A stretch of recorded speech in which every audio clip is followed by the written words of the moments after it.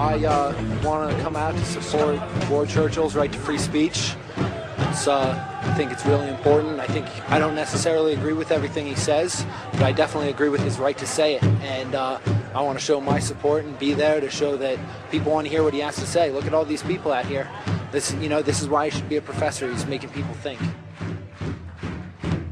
He's entitled to his opinion, but many of us feel that his opinion basically is perpetrating violence and the overthrow of the government. When I first heard about Ward's comments, the Eichmann comment, I was really mad. I thought it was really wrong. And then I read his essay, and I kind of got what he was saying. I think it's had a really uneven spin in the media, and I just want to hear what he has to say himself.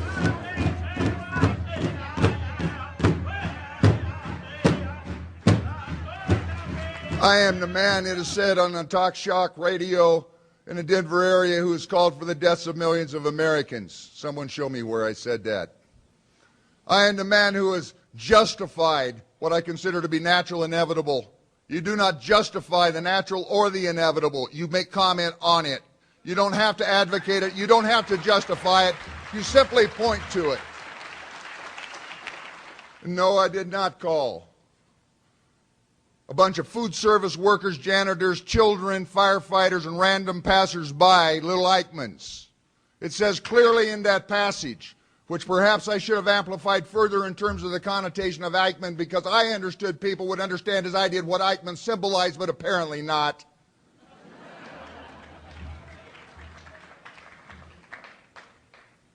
It says clearly in that passage, the reference is to a technical core of empire, the technicians of empire. Someone want to give me a coherent definition by which someone who is 18 months old, or someone who serves food for a living, or someone who pushes a broom, or someone who is trying to save people in the building, or someone who was just walking by becomes a technician of any sort. Obviously, I was not talking about these people. I was talking about some very specific technical cadre who make this particular system hum, and I'm going to come back to that in a second. But the people at issue, and these are the only people who have been raised. The construction is fairly clear. I've been told it was a bad rhetorical device. Well, I don't think so. You got a better rhetorical device, go use it. Make people think about this your way. This was mine. In the beginning, there was the Word, and the Word was Eichmann. Professor Churchill, can you tell me a little bit about who Eichmann was, who specifically you were comparing to him, and the context in which the comparison was made? Well, Eichmann, as I thought just about everybody knew before I used that particular comparison, was a Nazi bureaucrat. He was a member of the SS, the General SS. He was an administrator that ran a bureau that was responsible for arranging the train schedules, the delivery schedules and gas, the transshipments of teeth, eyeglasses, and so forth, the entire technical aspect of the final solution. This was sort of the central component.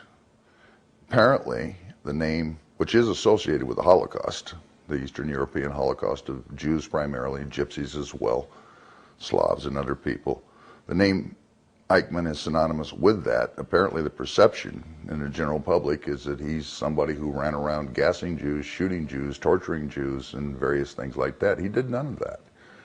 He was a bureaucrat, he was a technician, he was the organizer of the organizers of the network of supply and so forth that made the Holocaust possible on the basis of efficiency.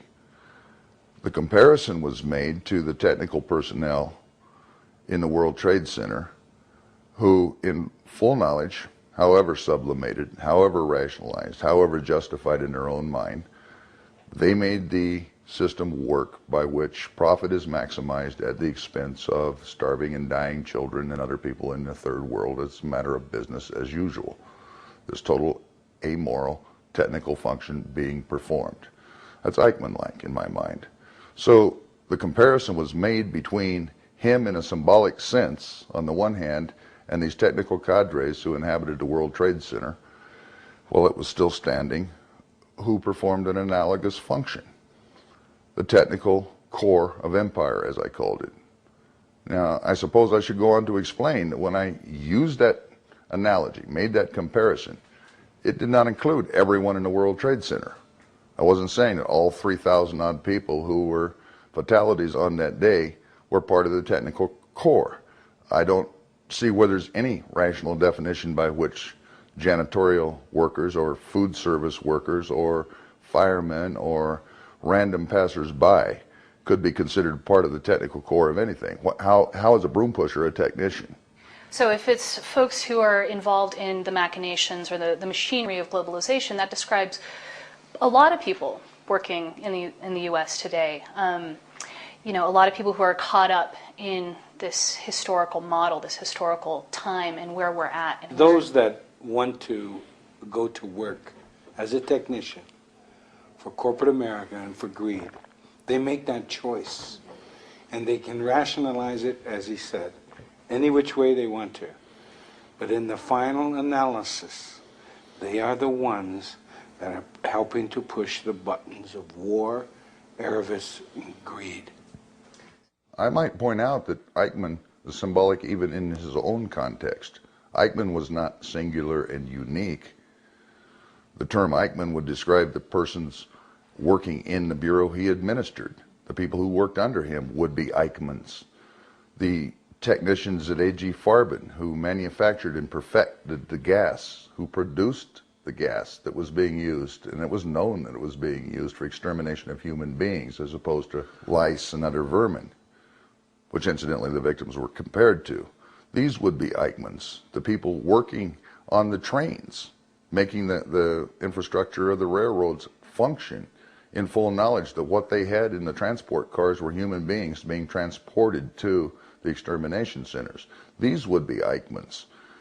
There were many eichmanns in Germany, and analogously, there are many eichmanns in the United States. What did I really say?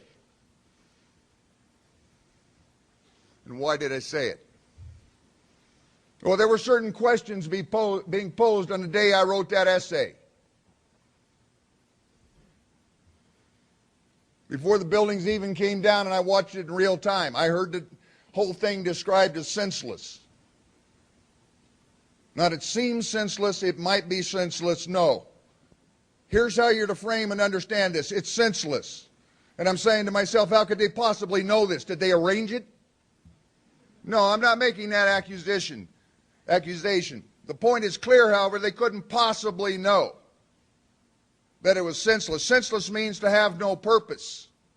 You really believe that this operation was carried out for no purpose.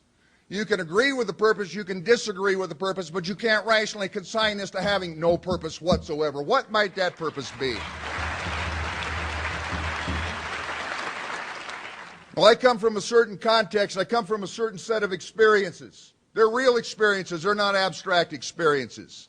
And based on those experiences, I do a little kid's game called dot to dot. This dot connects to that dot, connects to that dot, and hey, if you connect the dots, you get a pattern, and actually on that pattern you start to understand something. Let me take the first dot. Every Palestinian child shot in the head for throwing a rock in the Intifada is being shot with munitions provided by the United States. The munitions are fired from a rifle provided by the United States.